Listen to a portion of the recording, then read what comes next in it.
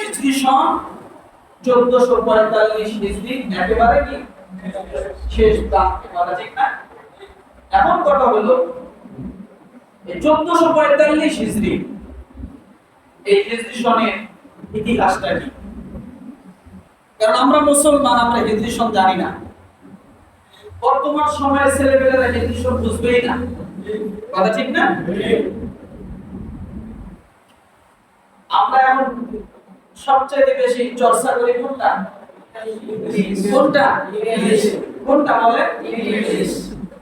English আসলে কি ওটা ইংলিশ? যেটাকে আপনারা আমি ইংরেজি বলি, ইংরেজি সন, আসলে কি ওটা ইংরেজি সন? নো, ওটা ইংরেজি সন না। এখন আসুন, বছর গণনার জন্য দুইটা পথ, কয়টা? এক নাম্বার সৌর, অর্থাৎ সূর্যের মাধ্যমে গণনা। আমরা যে সূরা ইউনূসের 5, বনী ইসরাঈলের 12, এই আয়াতগুলো কি সূর্য এবং চন্দ্রের কথাই জানতাম, তাই না? তাহলে বছর গণনার জন্য আল্লাহ ক্যালেন্ডার হিসেবে ব্যবহার করেছেন দুই জিনিসকে। কয় জিনিস? একটা কি? একটা কি?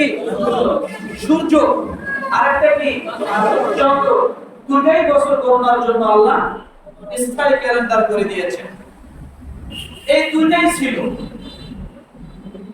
এই দুটাই চলে আসছে আল্লাহ যেদিন দুনিয়া সৃষ্টি করেছে, আসমান জমিন, তখন থেকে।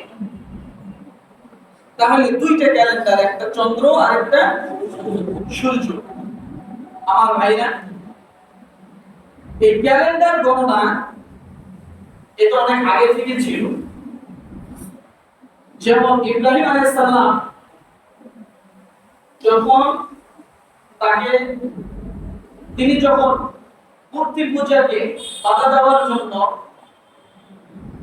নমরুদের থেকে আক্রমণাত্মক হলেন, আর নমরুদের অগ্নিকাণ্ডে যখন তাকে নিক্ষেপ করা হলো, তখন ইব্রাহিম আলাইহিস সালামের সন্তানেরা পরবর্তীতে ওই দিনকে কেন্দ্র করে তারা একটা ক্যালেন্ডার নির্ধারণ করলেন। যে নমরুদ যেদিন কি করছে, আগুনে জ্বালায় দিয়েছে, ওই দিনকে অনুসরণ করে আমরা একটা ক্যালেন্ডার তৈরি করলাম, চলতে থাকলো।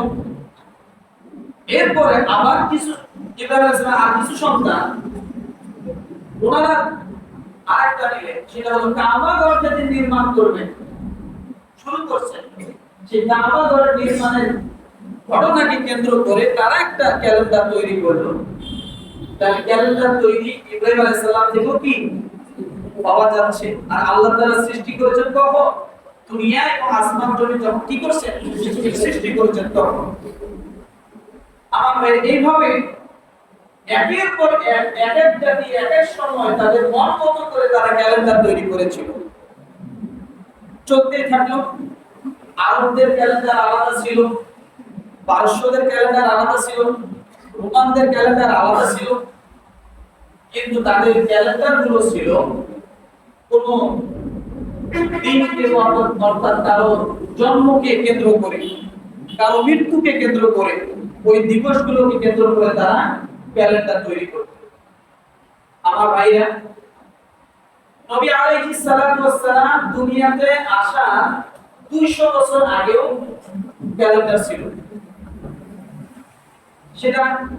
সেই ক্যালেন্ডার মুহররম মাসকে কেন্দ্র করে প্রথম বছরের প্রথম মাস হিসেবে ক্যালেন্ডারটা চালু করা হয়। কয়শো বছর আগে? কথা বলেন, 200 বছর আগে। এইভাবে চলতে থাকে।